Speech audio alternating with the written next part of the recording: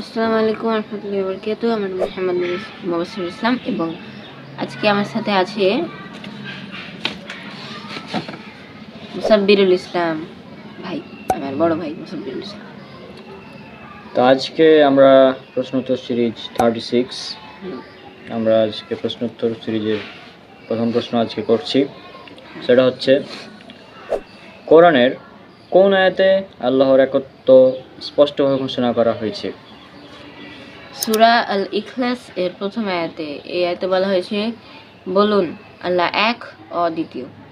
সূরা ইখলাস সূরা নম্বর 112 আয়াত নম্বর 1 বলা হয়েছে, কুল হুয়াল্লাহু আহাদ, বলুন তিনি আল্লাহ এক ও অদ্বিতীয়। 2 নম্বর প্রশ্ন, নৈতিকতা বলতে কি বোঝায়?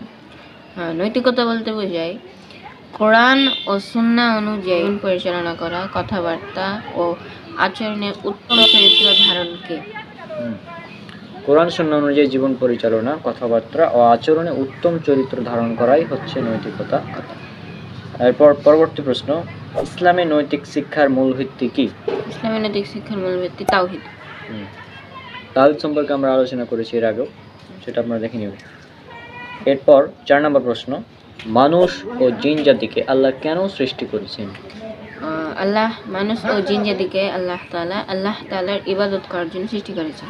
আল্লাহ সুবহানাহু ওয়া তাআলা বলেছেন, এটা উল্লেখ করা আছে সূরা জারিয়াত সূরা নম্বর 51 আয়াত নম্বর 56, আমি জিন ও মানুষ জাতিকে সৃষ্টি করেছি শুধুমাত্র আমার ইবাদতের জন্যই।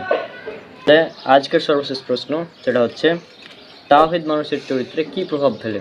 তাওহীদ মানুষকে সত্যবাদী, তারপরে আত্মসংযমী, দায়িত্বশীল ও উত্তম চরিত্রবান ব্যক্তি হিসেবে গড়ে তোলে। তাহলে আজকের আমাদের প্রশ্নোত্তর এই সিরিজের মাধ্যমে আমাদের 36টা এপিসোড কমপ্লিট হলো। ইনশাআল্লাহ পরবর্তী এপিসোড আমরা খুব শীঘ্রই নিয়ে আসবো। সব আমাদের জন্য দোয়া করবেন। আজকে বিদায় নিচ্ছি। আসসালামু আলাইকুম রহমতুল্লাহি ওয়া বারাকাতুহু।